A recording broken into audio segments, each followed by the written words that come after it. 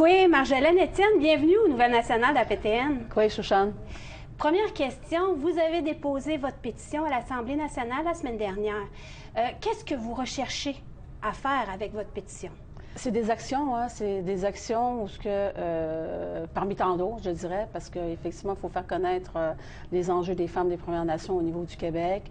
C'est important hein, d'avoir une prise de conscience, tant sur le plan dans nos propres communautés autochtones, que celle aussi également là, sur la société québécoise. Et j'inclurais effectivement aussi également les différentes organisations autochtones, allochtones et également les institutions publiques, dont notamment aussi je fais référence à celle aussi des milieux hospitaliers où on a accès effectivement à des services au Québec.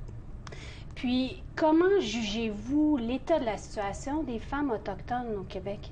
Mais il reste que quand même l'état de situation à ce moment-ci demeure effectivement avec des grands enjeux, dont celui effectivement sur la violence qui est encore présente, aussi également les agressions sexuelles, aussi violence familiale, conjugale, et puis l'enjeu par rapport à cette violence-là, elle a comme augmenté. Ça a été un fardeau de plus dans le cadre aussi également là, de la pandémie. Ça l'a été aussi également pour les femmes là, de la société québécoise, mais il reste que quand même c'était un poids de plus sur les épaules des femmes des Premières Nations. Et je vous dirais qu'à ce moment-ci, nous sommes à l'étape de rédiger un rapport global où je trouve effectivement c'est un rapport qui sera effectivement très utile, autant pour moi, aussi pour les femmes des Premières Nations, pour faire connaître effectivement encore davantage les enjeux actuels. Et puis, ce que je retiens à ce moment-ci, qui se dégage le plus, je dirais, puis qui fait l'unanimité au niveau des différentes nations, c'est celui de créer un rassemblement entre les femmes des Premières Nations, un point de rencontre, un point pour pouvoir échanger, un point pour discuter, un point pour se tourner vers l'avenir.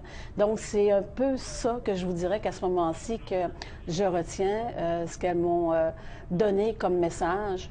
Puis, changement de sujet. Vous avez rencontré le rapporteur spécial sur les droits des peuples autochtones durant son voyage. Puis, qu'avez-vous discuté avec monsieur le rapporteur spécial des Nations unies?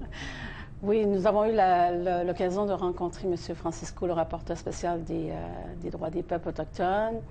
On l'a rencontré le 2 mars. Nous avons effectivement échangé là, sur les enjeux, les différents enjeux de femmes autochtones, comme je disais tantôt, particulièrement au niveau sur ce qui a été au cœur de nos discussions a été principalement celle aussi du racisme, la discrimination systémique avec un S, les stérilisations imposées là, qui sont aussi, là, parce que, comme vous le savez, le rapport de recherche qui a été rendu public mentionne effectivement qu'il y a au Québec, comme tout au Canada aussi également, que les femmes ont subi effectivement de la stérilisation imposée. Donc, c'est encore un nouveau rapport qui s'ajoute parmi d'autres rapports, d'autres études, où ce qu'on peut voir effectivement que tout converge vers les femmes. Et ce que je constate aussi également, c'est que tout est convergé aussi également vers les milieux de soins de santé et de services sociaux.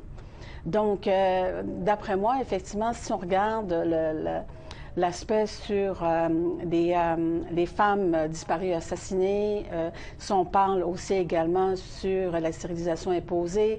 Ou Mme Joyce Echaquan. Exactement, c'est un fait effectivement qu'il ne faut pas oublier. Bien au contraire, nous devons effectivement pouvoir faire en sorte de faire avancer aussi le principe de Joyce, qui, à mon avis, va permettre effectivement d'avoir plus qu'un milieu plus sécurisant quand on va chercher les soins, parce que le fait de pouvoir d'aller chercher les soins de façon générale, je dirais que ce sont les femmes des Premières Nations aussi qui vont au-devant, qui vont chercher des soins pour elles, qui utilisent ces services pour accoucher, qui accompagnent les enfants, qui accompagnent les aînés, qui accompagnent aussi les hommes. Donc, les femmes sont celles qui sont de première ligne pour justement aller chercher les soins nécessaires, soit en santé, dans les milieux hospitaliers, soit pour les soins dentaires ou autres. Donc, je trouve qu'effectivement, qu'à ce moment-ci, les droits des femmes sont lésés à travers les rapports qui en sortent à ce moment-ci. Elles sont peut-être un peu distancées l'une de l'autre, les rapports, mais quand tu les mets sur la table, tu es en mesure effectivement de voir, de mettre une lunette où ce que tu dis, que les femmes, effectivement, de façon générale, toutes les femmes sont lésées dans les choses et dans le réseau. Dans le réseau, exactement. Puis, avec tous les témoignages, est-ce que ce que M. Francisco a recueilli, est-ce qu'il devient un allié? Peut-il vraiment aider la situation des droits des peuples autochtones au pays? Je crois effectivement que M. Francisco, le rapporteur spécial, peut être un allié dans tous les enjeux. M. Francisco a quand même un réseau, effectivement, il a l'opportunité de pouvoir aussi rencontrer les États membres. Donc, d'un autre côté, il est aussi le porte-parole de nos enjeux au niveau du Québec en ce qui concerne les femmes autochtones.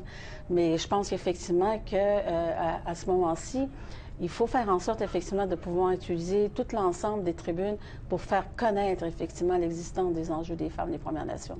Marjolaine Etienne.